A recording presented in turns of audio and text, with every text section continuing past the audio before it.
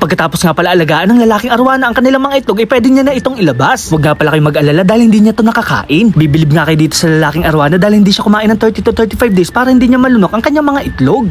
Ganito nga pala guys nangingitlog ang babaeng arwana. Medyo kinikilig nga ito habang naglalabas ng mga itlog. Habang ang lalaking arwana naman ang kukuha ng mga itlog at aalagaan niya ito sa loob ng 35 days sa loob ng kanyang bibig. Pagkatapos naman ng araw na yun ay pwede na silang i-harvest. Gusto ko sana magkaroon ng ganitong klaseng isda guys, kaso lang may kamahalan. Kaya naman guys sinisigurado nila na walang maiiwang fry sa loob ng kanyang bibig. Pasasalamat siguro gusto ipahiwatig ng tao kaya sila kinikis sa forehead.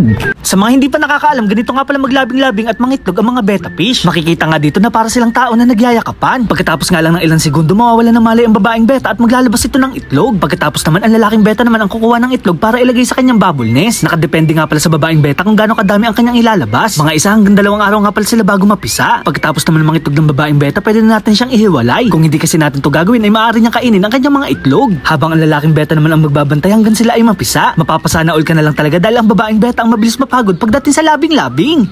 Char! Kakaibang isda na naman pala guys ang ating nakita. Ito nga pala guys ang tinatawag na male mandarin dragonet. Sa unang tingin ay akalain natin tong Pokemon. Hindi ko nga akalain na meron pala nag-i-exist na ganitong hayop. Ang mandarin fish na ito ay nakatira sa tubig dagat at hindi sa freshwater. O diba guys, napakaganda!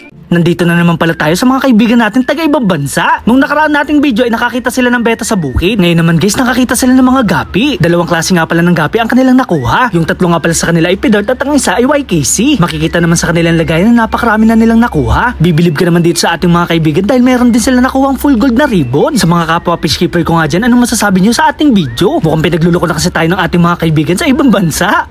Char! Grabe guys, totoo ba itong nakikita ko? Nakahuli kasi sila ng beta sa bukid. Kung hindi nga pala ako nagkakamali, ito nga pala isang red half moon. Ito nga pala ay napanood ko sa ibang bansa. Ang mga beta pala sa kanila ay sa bukid na kukuha. Samantalang dito sa Pilipinas, kailangan mo pang bumili sa pet shop. Hindi na nga rin ako magtataka dahil sa ibang bansa talaga sila galing. Ang mga beta fish nga pala ay nagmula pa sa Thailand. Sana nga guys, pala rin tayo makapunta doon para makabili rin tayo ng magagandang isda. Pupunta na nga rin ako sa bukid at magbabaka sakali. Char! Sa wakas nga ay dumating na rin ang pinapangarap mong isda. Nakakatuwa nga dahil meron silang previous na Galaxy Koi. Ito naman guys ang tinatawag na Black Samurai. Napakasolid nga pala nito at napakaganda ng kanyang kulay.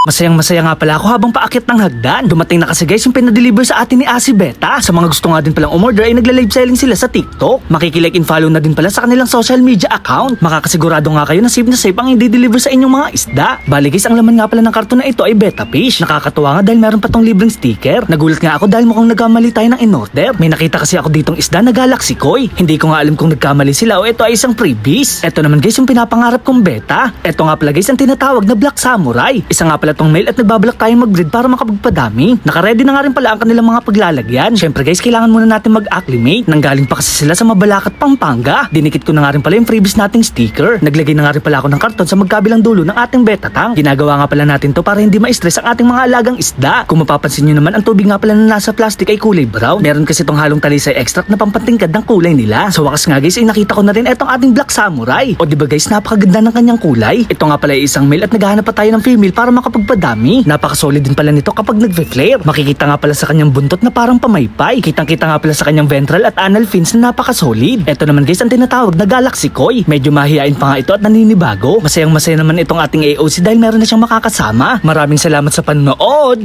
Paalam! Yeah! Ngayong araw nga pala ay may dumating na naman sa ating betta fish. Kakatambay ko kasi ito sa TikTok kaya ako nabibigyan. Ito nga pala guys ay nanggaling kay Pink Panda Pet Shop. Sila nga din pala ay nagla-live selling sa TikTok. Abang-abang nga lang kayo sa mga live nila para makabili kayo ng quality isda. Quality nga rin ang kanilang pagkakabalot dahil ito ay hindi napipisa. Chinik ko na nga rin pala yung in-order nating beta. Tama naman ang ating in-order dahil dumating ang ating Black Samurai. Nagulat nga ako dahil bakit dalawa ang laman ng plastic. Sinilip ko nga rin pala itong ating pangalawang binigay sa atin. Nakakatuwa nga dahil meron pa tayong freebies. At dahil alam ko nga palang darating sila, nag-setup na ako ng kanilang paglalagyan. Inacclimate ko muna ito bago ko sila isalin sa kanilang kanya-kanyang tangke. Tamang-tama naman itong ating tubig dahil ito ay naka-green water. Ito nga palang isa ang tinatawag na Dambuir Salamander. Habang ito namang nasa jar ang tinatawag na Blue Samurai Moody. Matutuloy na nga pala yung ating breeding ng samurai dahil meron na tayong 2 female. Medyo juby size pa nga to at kailangan pa natin palakihin. Kailangan nga din pala natin silang i-kondisyon. Saktong-sakto nga dahil nagbabubble nest na itong male nating Black Samurai. Konting panahon na nga lang ay mapapadami ko na rin kayo. So paano guys, maraming salamat sa panunood.